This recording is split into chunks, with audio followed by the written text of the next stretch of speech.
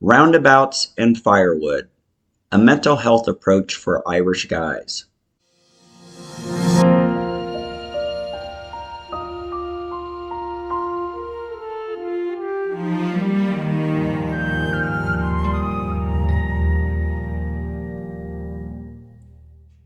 Chapter 2, A New Environment. Until February 15, 2006, I had been living in my hometown of Portland, Oregon. At the time, I had friends throughout the city. My brother and his family were 10 minutes away. My parents were near, but not too close. Mount Hood, the mountain where I snowboarded, was a mere 75-minute drive from my doorstep. The Oregon coast was the same distance in the opposite direction. I owned a house in my old neighborhood. I was a block away from a swimming pool, and a mile down the road was Pier Park, home of some of Portland's best running trails. On top of all this, a school district had just offered me a job that was mine to develop as an expert in primary science, and I had just started turning a corner on my education consulting business. American culture was part of my daily life. Sports, music, and the general attitude that things can always be improved. I was 39, and with 40 on the horizon, things were looking promising. Here, as they say, is the rub. My marriage was failing, and my son was a few months away from his second birthday. I suggested to my Irish wife, born and raised in Dublin, that we give Ireland a shot. Let's go to your native land, and there we will solve all of our problems. In Ireland, I would have no job, no friends, no family, and having been there a few times, no culture that I understood or wanted to be a part of. In short, it met the criteria of a terrible idea, and yet I convinced myself that was the genius of it. Because her dad was from Kerry, and, along with her mom, ran a B&B in Killarney, we settled in the kingdom. My wife found employment at the IT Tralee, and we rented a house down the road. On Halloween, just 8 months after the move, I said what I should have said in the U.S. The relationship had run its course. 2 weeks later, I was in a one-bedroom apartment with the responsibility of taking care of Kian from 8 to 5:30 every weekday, at which time his mother would pick him up. 2 nights a week, Wednesday and Saturday, he stayed the night with me. The savings began to run low. I struggled to find schools to employ me as a guest science teacher. The loneliness was often unbearable.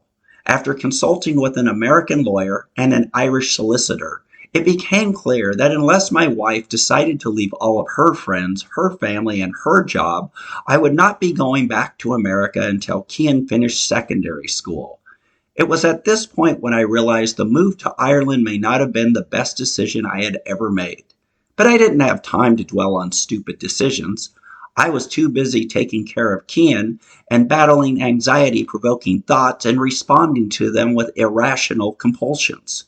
Every day I was freaking out about something, and every day I was trying to conceal it.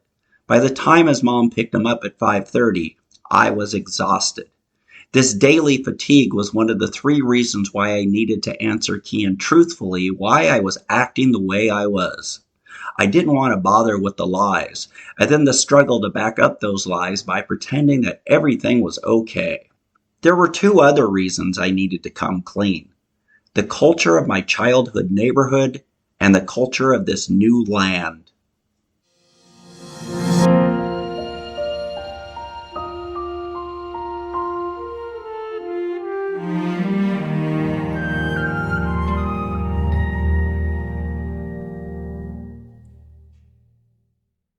Chapter 3, Unfiltered Honesty. I understand in Ireland it isn't typical for a parishioner to ask the parish priest his preference when it comes to women. It's not typical in the States either, but when my dad did it, it seemed quite natural. It was June 1978. My dad and Father Wachter were standing in the parking lot that separated Holy Cross School from Holy Cross Church. My dad was telling our parish priest about the status of the fundraising goal when 2 women caught his eye. They had emerged from the steps that led to the school hall where some of the events for the yearly fun fair were taking place. Being warm, they were both wearing shorts, sleeveless blouses, and sandals. They had come to the parking lot to get the cakes for the cakewalk, and when they reached into the back of the station wagon to retrieve them, with their butts sticking out, my dad smiled and said, "Now look at that, Father. Those are two healthy creatures. Which one do you prefer, blonde or brunette?" When Father Walker remained silent, my dad said, "I gotta agree with you there. It's a tough choice." From there, he returned to the topic of fundraising, completely unaware that he may have made the nice, soft-spoken man in his 60s a bit uneasy. Richard Allen Ziglinski did not have an edit button. If something came into his head, he said it. If he thought something was funny, he told the joke. If you asked him a question, he told you the truth. He never paused to consider such things as the appropriate time and place, the company he was in, or the age of the person asking the question. Blunt honesty was his modus operandi. While my dad was the only one in the neighborhood who would ask Father Walker his choice in women, the other parents, both moms and dads, tended to be rather direct on most issues. In that era, in that tiny little part of the world that was my neighborhood, our parents had not been informed that exposure to a topic was going to cause lifelong trauma. They just weren't civilized enough to sugarcoat anything and conceal the truth. Born in 1967, the 70s was the decade of my formative years, and it was in a working-class area of Portland, Oregon, North Portland, that I was raised. Most fathers were either self-employed builders or, like my dad, received their paycheck from some type of manufacturing company. Until we set off for primary school, most of the moms took care of the kids, which meant making sure we were fed and then leaving us alone to play.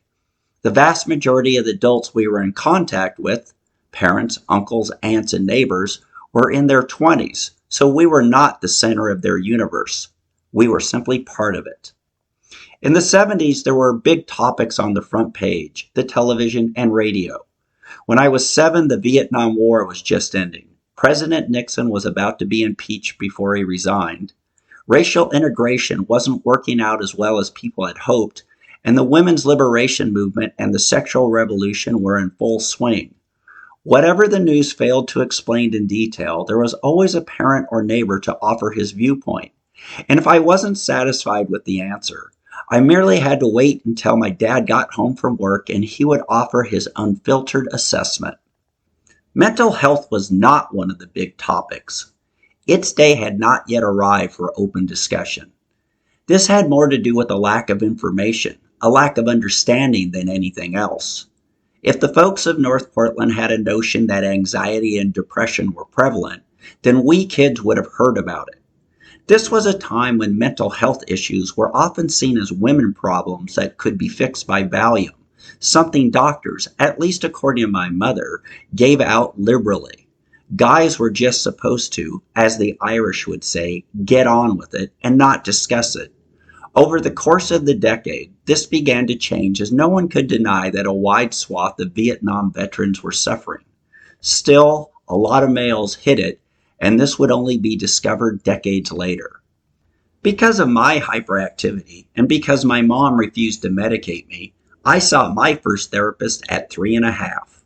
My predilection for ripping up neighbors' flower beds, painting neighborhood doors with cherries, getting into fights, and basically raising hell led my mother to make contact with a series of psychologists until she settled on one, William, a behaviorist.